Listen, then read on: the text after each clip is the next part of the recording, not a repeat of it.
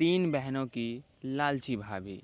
करिश्मा, रेशमा और मनीषा तीन बहनें हैं। उनका एक भाई भी है, मयंक। मयंक अपने बहनों से बहुत प्यार करता है, लेकिन मयंक की पत्नी सविता इस मामले में मयंक से बिल्कुल ही अलग है। वो अपनी ननदों का जितना बुरा कर सकती है उतना बुरा करती ही रहती है और अपने ननदों पर हुक्म भी चलाती है। करिश्मा, करिश्मा, तुमने अभी तक नाश्ता नहीं बनाया? तुम्हारे भैया को ऑफिस जाने में देर हो रही है। हाँ भाभी, बस अभी बनाती हूँ। करिश्मा, तुम ये ढीलापन छोड़ दो। कल को पराए घर जाना है। वहाँ अगर तुम इस तरह से काम करोगी तो लोग क्या कहेंगे कि माँ ने और भाभी ने कुछ सिखाया नहीं। और तुम्हारी दोनों बहनें कहाँ हैं? अब रेशमा मार्केट गई है और मनीषा सो रही है। क्या? सुबह के 8 बज रहे हैं और ये महारानी अभी भी सो रही है? ये कहते हुए सविता अपने सास दुर्गा देवी के पास जाती है। माँ जी, देख रही हो अपनी बेटियों के तौर तरीके? क्या हुआ बहू, सुबह सुबह क्या कर दिया मेरी बेटियों ने? अरे एक तो अभी अभी उठकर किचन में गई है, दूसरी सुबह सुबह बाहर चली गई और तीसरी अभी तक सो रही है। क्या करूं मैं इन तीनों का? मैं तो परेशान हो गई हूँ। जा जाकर उठा उसे और रेशमा से मैं बात करती हूँ। सविता सीधे मनीषा के कमरे में जाती है और उससे कहती है, महारानी जल्दी उठो, सूरज सर पे आ गया है। भाभी थोड़ी देर और सोने दो ना, मैं रात को लेट सोई थी। वो क्या ना, यूनिट टेस्ट चल रहे हैं। शराफत से उठती है या नहीं, या फिर पानी से भरे बाल्टी डालू तेरे ऊपर? नहीं नहीं भाभी, मुझे बिस्तर में नहीं लाना, उठती हूँ मैं। मनीषा जल्दी से उठकर बाथरूम चली जाती है। सभी आराम से बैठकर नाश्ता कर रहे होते हैं कि तभी रेशमा बाजार से हाथ में सामान लेकर आ जाती है। रेशमा को देखते ही सविता उस पर बरस पड़ती है। लो, आ गई महारानी। ऐसा भी क्या सामान लाना था जो सुबह आंख मलते ही बाजार की तरफ रवाना हो गई? भाभी, कल आप ही तो चीख रही थी कि घर का सारा सामान मुझे ही लाना पड़ता है, घर में किसी को भी किसी काम से कोई लेना देना नहीं है। अब मैं बाजार जाकर सामान ले आई तो आपको इस बात से भी तकलीफ हो रही है? देख रही हो माँ जी, अपनी बेटी की जुबान कैंची से भी तेज चलती है। और मयंक, आप तो कुछ कहेंगे नहीं अपनी लाडली बहन को? रेशमा, अपनी भाभी से ऐसे बात नहीं करते। चलो माफी मांगो। भैया, मैं क्यों माफी मांगू? आप भाभी से बोलिए ना कि हम पर कम हुक्म चलाया करे। हम इस घर की बेटियां हैं और आपकी पत्नी की ननद है, नौकरानी नहीं। लो कर लो बात। इनकी भलाई के लिए कुछ भी बोलो तो इन्हें बुरा लग जाता है। इस घर में यही इज्जत है मेरी। देख लो माँ जी, आपकी बेटी किस लहजे में मुझसे बात कर रही है। सविता वहाँ से चली जाती है। मयंक को भी गुस्सा आता है, वो भी वहाँ से चला जाता है। फिर करिश्मा रेशमा को समझाती है, रेशमा, तुम्हें भाभी से माफी मांग लेनी चाहिए थी ना। लेकिन दीदी, मैंने कुछ किया ही नहीं तो मैं माफी क्यों मांगू? हाँ का रेशमा दीदी, रेशमा दीदी जैसे ही घर में आई भाभी ही उन पर चिल्ला रही थी। हाँ, मैं मानती हूँ कि गलती भाभी की थी।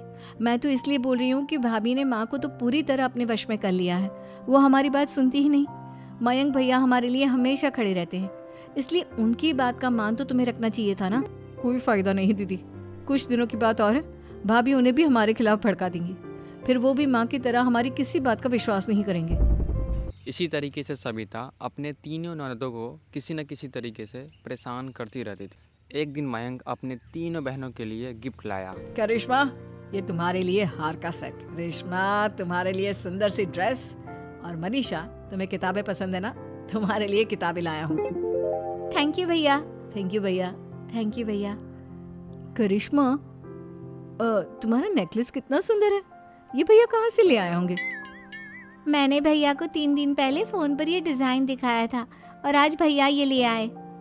सविता अपनी ननदों का गिफ्ट देखकर जल गई और करिश्मा का नेकलेस उसे भी बहुत पसंद आया था। अपनी बहनों के लिए कितना अच्छा नेकलेस लेकर आए हैं। मुझे कभी कोई गिफ्ट नहीं दिया। मैं आज ही ये हार चुरा लूंगी। रात में सविता करिश्मा का हार चुरा लेती है। इसी तरह अपनी ननदों की जो भी चीज़ पसंद आती वो उसे मांगती नहीं, बल्कि रात के अंधेरे में चुरा लेती।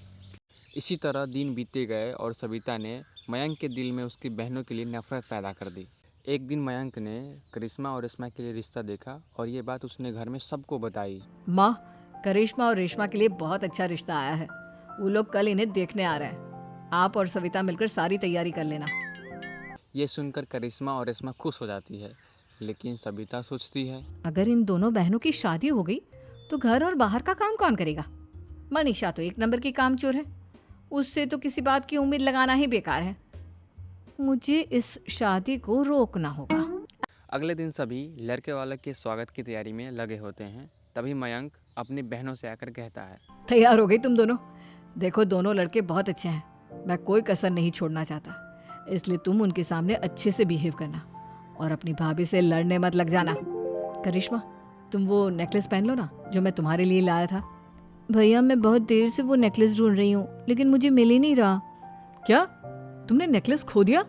तुम्हें पता भी है वो कितना महंगा था? तुम कोई काम ढंग से नहीं कर सकती। मयंक गुस्से में वहाँ से चला जाता है। थोड़ी देर बाद लड़के वाले भी आ जाते हैं। वो दोनों बहनों को पसंद कर लेते हैं और रिश्ता पक्का हो जाता है। लेकिन सविता के दिमाग में कुछ और ही खिचड़ी पक रही थी। वो पंडित जी के पास करिश्मा की कुंडली लेकर जाती है। उन्हें पैसे देकर करिश्मा की कुंडली बदलवा देती है। जब लड़के वाले के पास करिश्मा की कुंडली जाती है तो वो दुर्गा को फ़ोन करती है। बहन जी, हमने करिश्मा की कुंडली अपने पंडित जी को दिखाई थी। आपकी बेटी की कुंडली नहीं बल्कि दोषों का पिटारा है। देखिए, मैं और मेरे पति इन सब बातों में बहुत विश्वास करते हैं, इसलिए हम आपकी बेटी से अपने बेटे की शादी नहीं करा सकते। इस तरह करिश्मा का रिश्ता टूट जाता है और सभी घर वालों को बहुत दुख होता है। अब कविता सोचती है, चलो करिश्मा का तो रिश्ता टूट गया, अब रेशमा का भी रिश्ता तोड़ना है। क्या करूं क्या करूं? अब सविता आवाज़ बदलकर किसी अननोन नंबर से रेशमा के होने वाले ससुराल में फ़ोन करती है। हेलो, मैं कौन हूँ कौन नहीं ये आपके लिए जानना ज़रूरी नहीं।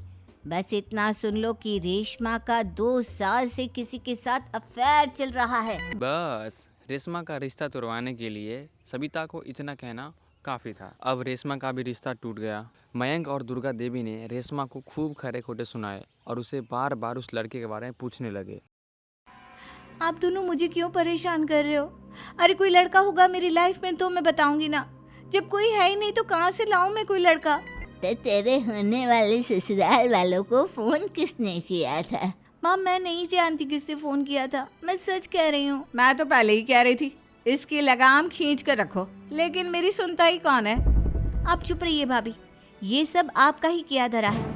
अब तीनों बहनों को विश्वास हो जाता है कि ये सब इनकी भाभी ही कर रही है। तीनों बहनों अपने भाभी को सबक सिखाने के लिए एक वकील कर लेती है और घर में हिस्सा मांगती है। देखो भैया, माँ बाप की जायदाद में जितना बेटों का हक होता है उतना ही बेटियों का, इसलिए इस घर के 4 हिस्से होंगे और हमें अपना हिस्सा चाहिए।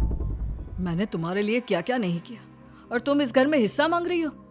भैया, आप और माँ हम बहनों की कोई बात नहीं सुनते हो और भाभी हमारी शादी नहीं होने देगी क्योंकि उन्हें लगता है कि आप हमारी शादी में ज़्यादा पैसा लगाओगे और उन्हें हम जैसी फ्री की नौकरानी कहाँ मिलेगी। तो हम भाभी के साथ तो रह नहीं सकते, हम बहनों को अपना हिस्सा चाहिए। अरे तुम्हें शर्म आनी चाहिए अपने भाभी पर ऐसा इल्जाम लगाते हुए। वो तुम्हारे बारे में कितना सोचती है। हाँ माँ, भाभी हमारे बारे में बहुत सोचती है, दिन रात बस यही सोचती रहती है कि किस तरह से अपनी तीनों ननदों को परेशान करूं और कभी मुझे पढ़ने भी नहीं देती।